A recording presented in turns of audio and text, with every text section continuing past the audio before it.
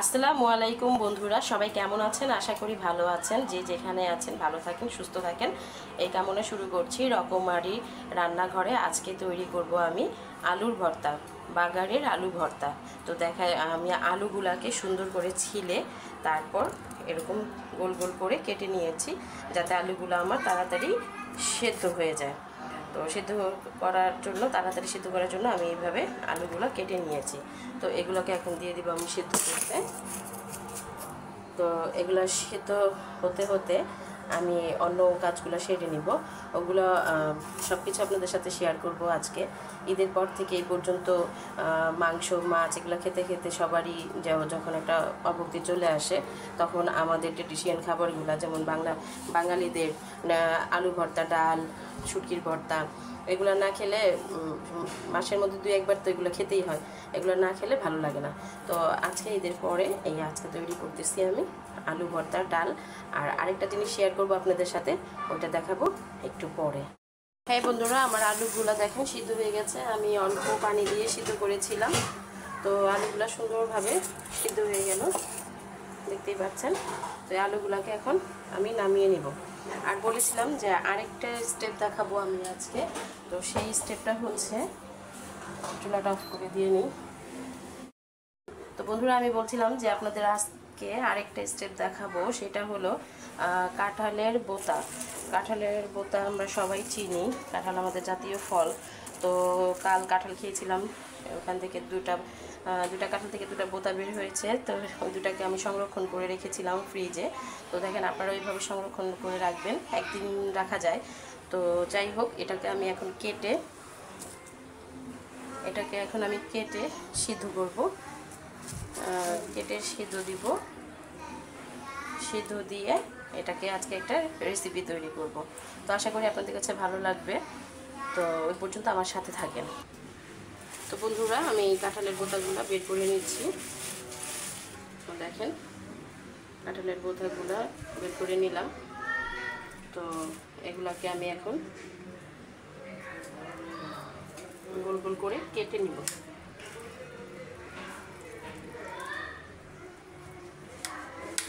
গোল গোল করে কেটে, কাঁঠালের বোঁতাগুলো একটু শক্ত টাইপের হয়, কাটতে কষ্ট হয়।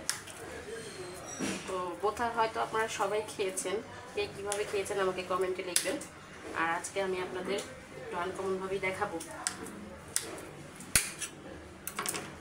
তো এগুলো আমি পিস পিস করে কেটে নিলাম। পিস পিস করে কেটে এগুলোকে ধুয়ে আমি সিদ্ধ করতে দিব। তো বন্ধুরা দেখেন, এটাকে আমি সুন্দর করে ধুয়ে সিদ্ধ করতে দিয়েছি। তো সিদ্ধ করে এটাকে আমি শিলপাটায় বেটে নিব। তো আমি এখন চুলাটা অন করে দিচ্ছি সিদ্ধ করার জন্য। এটা সিদ্ধ হোক, আমি আসছি পরবর্তী স্টেপে। তো বন্ধুরা, আমি যে কাঁঠালের বোঁতাটা সিদ্ধ করতে দিয়েছিলাম, কাঁঠালের বোঁতাটা সিদ্ধ হয়ে গেছে। দেখেন, এটা সুন্দর সিদ্ধ হয়েছে। এটাকে আমি, দেখেন গরম আছে এখনও, তো এটাকে আমি পাটায় বেটে নিব। আর আজকে আরেকটা জিনিস তৈরি করবো, সেটা হচ্ছে ডাল। ডাল আমরা সবাই খেয়ে থাকি, ডাল না খেলে আমাদের বাঙালির পেটের ভাত হজম হয় না। তো আজকে রান্না করবো ডাল। ডাল আপনারা সবাই সব রকম করে রান্না করেন, এটা দেখানোর কিছু নাই, তারপরেও কিছু থেকে যায়। তো এর জন্য আজকে ডালটা এর জন্যই রান্না করলাম। কে কীভাবে রান্না করেন আমাকে অবশ্যই কমেন্টে জানাবেন। তো আমি প্রথমে ডালগুলোকে ধুয়ে নিয়েছি, ডালগুলোকে ফ্রেশ করে ধুয়ে নিয়েছি সুন্দর করে। তো ধোয়ার পরে এটাতে এখন দিয়ে দিব আমি কাঁচামরিচ আর পেঁয়াজ কাটা, কাঁচামরিচ আর পেঁয়াজ কাটা দিয়ে দিব। দিয়ে এটাতে দিয়ে দিব আমি লবণ, 1 চামচ দিয়ে দিলাম লবণ। আর দিয়ে দিলাম ছোট হাফ চামচের মতো হলুদের গুঁড়া। তো দিয়ে এটাকে আমি এখন চুলাতে দিয়ে দিব। তো বন্ধুরা, আপনারা ভাববেন যে এটা তো নর্মালি একটা জিনিস, এটা দেখানোর কিছু নাই। হ্যাঁ, এটা নর্মালি জিনিস, এটা দেখানোর কিছু নাই। কিন্তু আজকে আমার ইচ্ছে করলো আমি কিভাবে ডাল রান্না করি সেটা আপনাদের সাথে শেয়ার করার জন্য। আর আপনারা কিভাবে ডাল রান্না করে খান সেটা আমাকেও কমেন্টে জানিয়ে দেবেন। তো বন্ধুরা, চলুন আমরা আজকে ডালটা বসাই। আমি চুলা ডালটা বসিয়ে দিলাম। তো ডালটা কে কীভাবে বাগার দেন সেটা আমাকে কমেন্টসে জানাবেন অবশ্যই। তো আসছি নেক্সটে। ডালটা গলে গেছে, আমি ঘুটে নিয়েছি। তো দেখেন এই অবস্থায় আছে। এখন এটাকে আমি বাগার দিব। ডালটাকে আপনাদের বাগার দিয়ে দেখাচ্ছি। বন্ধুরা আমি কড়াইতে দিয়ে দিয়েছি তেল গরম হওয়ার জন্য। ডালে বেশি একটা তেল দিতে হয় না, তেল যত কম খাওয়া যায় তত ভালো, কথাটা আমি বলি কিন্তু আমি নিজেই মানি না। তো বন্ধুরা এই পর্যায়ে তেলটা একটু গরম হলে আমি দিয়ে দিব এখানে রসুন কুচি আর আছে পেঁয়াজ কুচি, এগুলা দিয়ে দিব।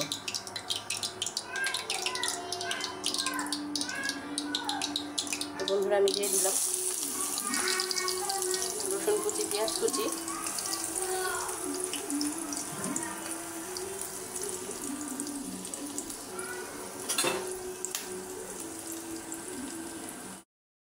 তো বন্ধুরা আমার পেঁয়াজটা লাল হয়ে গিয়েছে ডাল বাগার দেওয়ার জন্য। এটাকে এখন আমি ঢেলে দিব।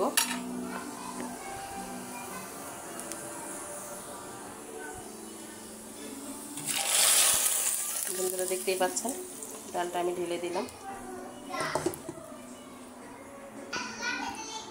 তো বন্ধুরা দেখেন আমার ডালটা হয়ে গেল। আপনাদের ডালটা কেমন হয় দেখতে, উপরে তেল ভাসে কিনা অবশ্যই কমেন্টে আমাকে জানাবেন। তো আমি ডালটা এইভাবেই রান্না করি। অনেকে দেখা যায় যে বাগার দেওয়ার পরে আবার ডালটাকে বলক তুলে, তো আমি আর বলক টলক দিই না, আমি এইভাবেই খাই। তো আপনারা যদি আমার মতো ডাল রান্না করে খেতে চান তো অবশ্যই আমার পেজটাকে ফলো করবেন, আমার রেসিপিটাকে ফলো করবেন, আমার রেসিপিগুলো দেখবেন, দেখে খেয়ে দেখবেন কেমন হয়, আর কেমন হয় সেটা আমাকে কমেন্টে জানিয়ে দেবেন।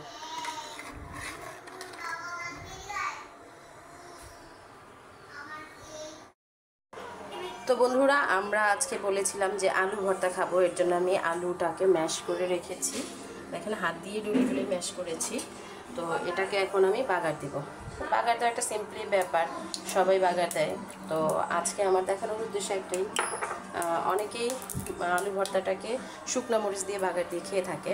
তো শুকনো মরিচ অস্বাস্থ্যকর বা অনেকের গ্যাস্ট্রিকের সমস্যা থাকলে তাদের জন্য এটা উপকারী না। তো আমি করে থাকি কাঁচামরিচ দিয়ে। দেখেন আমি এখানে কাঁচামরিচ কুচি করে নিয়েছি আর পেঁয়াজ নিয়েছি। তো কাঁচামরিচ দিয়ে আলু ভর্তাটা খেলে ভালোই লাগে, খারাপ হয় না। কাঁচামরিচের বাগার আলু ভর্তাটাও অনেক টেস্টি হয়। আর আমার ছেলের খুবই পছন্দ, আমার ছেলে অনেক পছন্দ করে আলু ভর্তাটা। তো ওর জন্য ওর কথা চিন্তা করে একটু ঝালটা কমিয়ে দিয়েছি। আমি সবসময় কাঁচামরিচ দিয়েই বাগার আলু ভর্তাটা করে থাকি। তো আপনারাও ট্রাই করে দেখবেন কেমন হয়। তো বন্ধুরা দেখেন আলু ভর্তার জন্য আমি পেঁয়াজটাকে আর কাঁচামরিচটাকে বেরেস্তার মতো করে নিয়েছি। তো এখন আমি এটাতে দিয়ে দিব আলু ম্যাশ করা আলুগুলো।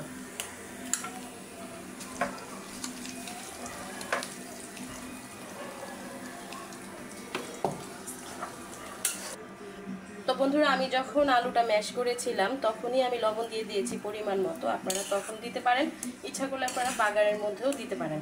তো আমি আলুগুলাকে এভাবে করে সব পেঁয়াজের মিশ্রণের সাথে মিশিয়ে দিয়েছি। তো বন্ধুরা আপনারা কীভাবে আলু ভর্তাটা করেন আমাকে অবশ্যই কমেন্টে জানাবেন, আর আমার আলু ভর্তাটা আপনাদের কাছে কেমন লেগেছে তো সেটাও জানাবেন। শুকনো মরিচ দিয়ে খেলে যাদের গ্যাসের প্রবলেম আছে তাদের অনেক সমস্যা হয়, তো তারা এই কাঁচামরিচের আলু ভর্তাটা বাগার আলু ভর্তাটা ট্রাই করতে পারেন। তো বন্ধুরা দেখাচ্ছি নেক্সট। তো বন্ধুরা দেখেন আমার আলু ভর্তাটা হয়ে গেল, আমি এটাকে তেলে ভাজা ভাজা করে নিয়েছি। তো আপনারা ওইভাবে করে দেখবেন, খুব মজা হয় এই আলু ভর্তাটা খেতে, আর 2-3 দিন রেখেও খাওয়া যায়। তো এটাতে কোনো সমস্যা নেই, আপনারা একটু গরম করে নেবেন বা ফ্রিজ থাকলে ফ্রিজে রেখে দেবেন। ফ্রিজ থেকে বের করে গরম করে খেলে মনে হবে যে না টাটকাই খাচ্ছেন। তো বন্ধুরা হয়ে গেল আমার আলু ভর্তাটা, দেখেন কত সুন্দর হয়েছে না আলু ভর্তাটা। এটাকে এখন আমি ঢেলে নেব। তো বন্ধুরা কমপ্লিট হয়ে গেল আমার আলু ভর্তাটা, কাঁচামরিচের আলু ভর্তা। বন্ধুরা চলে আসলাম আমি আবার কাঁঠালের বোঁতা নিয়ে। তো কাঁঠালের বোঁতাটাকে এখন আমি আজকে রান্না করব। দেখেন আমি পাটাতে সুন্দর করে বেটে নিয়েছি, শিল পাটাতে বেটে নিয়েছি, আপনারাও বেটে নেবেন। তো এই পর্যায়ে আমি দিয়ে দিব তেল। তো বন্ধুরা বন্ধুরা আপনারা চিন্তা করতে পারেন যে আমি আবার একটা ডিম নিয়েছি কেন। হ্যাঁ, আজকে আমি এই কাঁঠালের বোঁতাটা ডিম দিয়েই ভুনা করব। তো আমি 2-3 বার খেয়েছি, তো ভালোই লেগেছে। তো এর জন্য চিন্তা করলাম যে আপনাদের সাথে আমি শেয়ার করি। তো আমার এটা করতে যা যা লাগবে পেঁয়াজ। আমি মরিচগুলোকে মাঝখান থেকে 2 টুকরা মাঝখান থেকে লম্বা করে কেটে নিয়েছি। আর লাগবে 1.5 চা চামচ আদা রসুন বাটা, 1/2 চা চামচ হলুদ বাটা, আর 1 চা চামচ লবণ, আর নিয়েছি 2টা তেজপাতা। তো আমি প্রথমে তেজপাতাগুলো দিয়ে দিব। 2টা তেজপাতা নিয়েছি, দিয়ে দিব। তো এখন দিয়ে দিব পেঁয়াজ কুচিগুলো। আর মরিচ কুচিগুলো একসাথে দিয়ে দিব। যে কোনো তরকারি কাঁচামরিচ দিয়ে সাদা রান্না করতে গেলে আপনারা পেঁয়াজ আর কাঁচা মরিচটা একসাথে দিয়ে দিবেন। তো ওইটার যে একটা সুন্দর গ্রান, মরিচ ভাজার যে একটা সুন্দর গ্রান আসে, ওটা খেতেও খুব ভালো লাগে আর তরকারিটা খুব সুন্দর লাগে দেখতে। তো বন্ধুরা, আমার পেঁয়াজটা আর মরিচটা একটু হালকা হালকা লাল হয়েছে, দেখেন হালকা হালকা লাল হয়েছে। তো এটাতে আমরা এখন দিয়ে দিবে একটা ডিম। তো ডিমটাকে আমি আগে থেকে ভেঙে নিয়েছি, কারণ গরমের দিন ডিমটা অনেক সময় দেখা যায় পচা বের হয়। তো এর জন্য আমি আগে থেকে ভেঙে নিয়ে নিয়েছি। তো এটাকে এখন আমি এই ডিমটাকে দিয়ে দিলাম পেঁয়াজের ভিতরে। তো এটাকে এখন একটু ভাজা ভাজা করবো। আমরা নুডলস যেভাবে রান্না করি ওরকম করে গুঁড়ো গুঁড়ো করে ভাজা ভাজা করব। তো বন্ধুরা দেখেন, আমার ডিমটা এরকম আমি ভেঙে যে হালকা হালকা একটু লাল হয়েছে। তো এটাতে আমি দিয়ে দিব বাকি উপকরণগুলো। দিয়ে দিলাম লবণ, হলুদের গুঁড়া, আদা বাটা। এগুলো দিয়ে ভালো করে একটু নাড়াচাড়া করে নেব। নাড়াচাড়া করে দিয়ে দেবো সামান্য একটু পানি। তো বন্ধুরা দেখেন, ওই ডিমের মিশ্রণটা আমি কষিয়ে নিয়েছি। তো কষানোর মধ্যে তেল উঠে আসছে। তো এখন আমি এটাতে দিয়ে দিব ওই কাঁঠালের বোঁতা, যেটা বেটে রেখেছিলাম।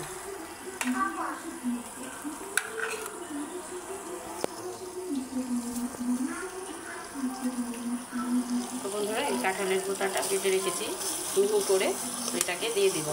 এটাকে দিয়ে ভালো করে নাড়াচাড়া করে নেব। তো এটাকে দিয়ে দিলাম, দিয়ে এটাকে শুধু ভাজা ভাজা করব। এখানে কোনো পানি অ্যাড করব না, এটাকে ভাজা ভাজা করব।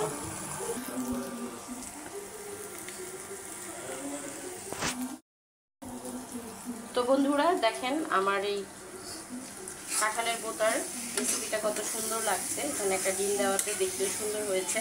এখানে অনেকে চিংড়ি মাছ দিয়েও খেয়ে থাকে, তো আমি এটা ডিম দিয়েই করেছি। তো এখানে এখন আমি দিব 1 চামচ চিনি অ্যাড করে দেব। 1 চামচ চিনি অ্যাড করে দেব, কারণ চিনিটা দিলে একটু স্বাদটা অন্যরকম হবে। তো আপনারাও দিবেন, এটা ইচ্ছা, কেউ দিতে পারেন কেউ নাও দিতে পারেন, কিন্তু আমার ভালো লাগে একটু চিনি অ্যাড করে দিলে। তো একটা কথা আছে না, আমরা বাঙালি, তো ওই যে আমরা কাঁঠালও খাই, কাঁঠালের বিচিও খাই, এখন আবার নতুন করে কাঁঠালের বোঁতাও খাওয়া শুরু করেছি। তো ওই যে একটা নতুন করে ভাইরাল টিকটক আছে না, যে এত সহজে ছেড়ে দিবো, তো এরকমই কাঁঠালের হাড্ডি খামু, গুড্ডি খামু, কাঁঠালের বোঁতা দিয়ে ডুগডুগি বাজামো। তো এখন আমি আজকে সেই ডুগডুগিটাই বাজিয়ে দেখালাম আপনাদের সাথে। তো আপনারা কমেন্টে সবাই আমাকে কমেন্ট করবেন যে আপনাদের কাছে কেমন লাগলো আমার এই কাঁঠালের বোঁতার রেসিপিটা, আমাকে জানাবেন। আমি আজকে হয়েছে কাঁঠাল খেয়েছি, কাঁঠালের বিচি খেয়েছি, আর কাঁঠালের বোঁতাটা দিয়ে ডুগডুগি বাজিয়েছি। তো বন্ধুরা, হয়ে গেল আমার কাঁঠালের বোঁতার রেসিপিটা। তো দেখেন, আপনাদের কাছে যদি ভালো লাগে তো অবশ্যই আপনারাও রান্না করে খেয়ে দেখবেন। তো দেখা হবে আবার আমি এগুলাকে ডেকোরেশন করে আপনাদের কাছে নিয়ে আসছি। তো বন্ধুরা, আমার রেসিপিটা আজকে কমপ্লিট হয়ে গেল। তো এখানে একটু ডেকোরেশন করে নিয়েছি আপনাদের দেখানোর জন্য। তো দেখেন, আমার রেসিপিটা এখানে দিয়েছি কাঁঠালের বোঁতা, কাঁঠালের ভর্তার রেসিপিটা। তারপরে দিয়েছি পাতলা ডাল, আর দিয়েছি কাঁচামরিচের আলু ভর্তা। এটা দেখলে কেউ বিশ্বাস করবে যে এটা কাঁচামরিচের আলু ভর্তা? দেখতে কিন্তু শুকনো মরিচের আলু ভর্তাটাই মনে হচ্ছে, কিন্তু খেয়ে দেখবেন স্বাস্থ্যকর আছে। আপনারা একটু ট্রাই করে দেখতে পারেন। তো আজকে এই পর্যন্তই। আজকে আমার দুপুরটা সেই হবে। তো আমি চলে যাই খেতে। আপনারা আমাকে লাইক, কমেন্ট, ফলোয়ার দিয়েন। তো আজকে এই পর্যন্তই। দেখা হবে নেক্সট কোনো রেসিপি নিয়ে। আল্লাহ হাফেজ।